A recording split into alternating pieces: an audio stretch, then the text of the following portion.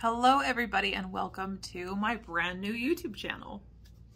If you follow me over here from TikTok, thank you so much. Please subscribe as I am going to try to do a lot of cool stuff on here. A lot of the suggestions that you guys gave me as far as nail art, as far as tutorials you would like to see. So yeah, if you hit that little button and leave a like. So today, Regina and I are going to show you one of the most requested tutorials, which is marble. And we're going to show you the two most common ways that I do marble. And yes, her fingernail color just changed.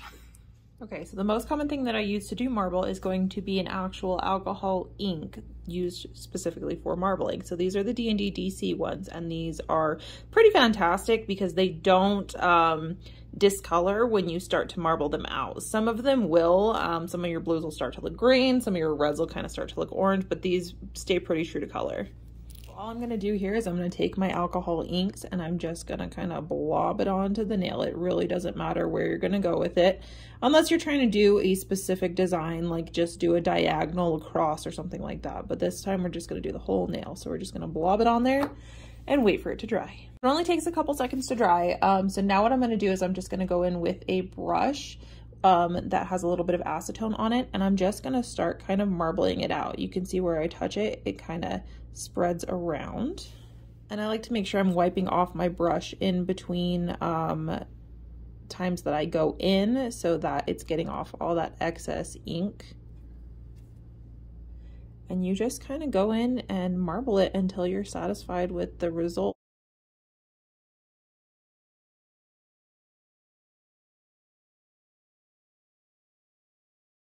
So that's an example with one ink with just the blue. You can also use multiple inks. So on this one, we're gonna throw in a little bit of this burgundy, a little bit of orange in there, and then a little smidgen of yellow too. And again, we're just gonna wait for that to dry for a second, and then we'll look really pretty the way that they kind of blend. And then you can just go back in and do the same thing you did with the blue.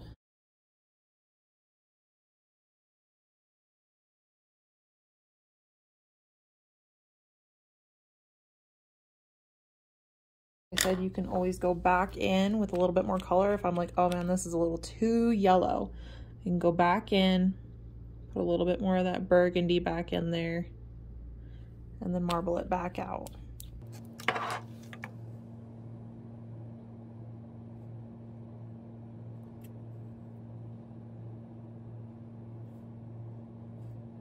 If you don't have alcohol inks, don't fear, because you can also do it with gel polish. So I'm just going to use a nice black gel polish and just kind of glob some on there to begin with. And then I'm literally just going to do the same thing. I'm going to go in with acetone and kind of work this out and marble it. When you touch it with the acetone, it's going to start to marble out.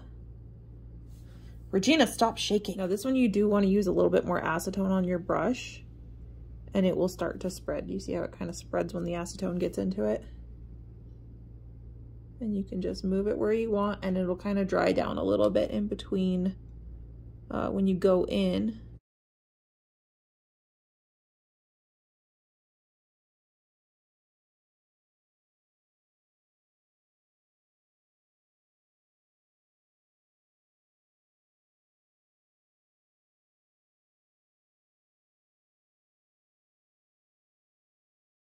Sometimes when I do just like a black and white marble like this, I like to go back in with a thin line of like a chrome or a silver or even gold and just kind of drag it back through there so it gives you that kind of, those kind of like quartzy lines through it. This is a quick tip for all of my Halloween fans out there.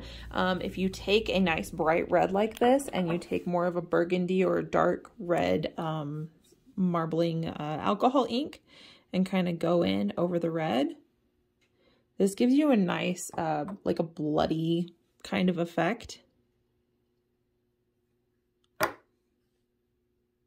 So now once I go back in, it'll kind of separate and just kind of give me a nice kind of blood spattered effect. Regina, hold still. Relax your hand.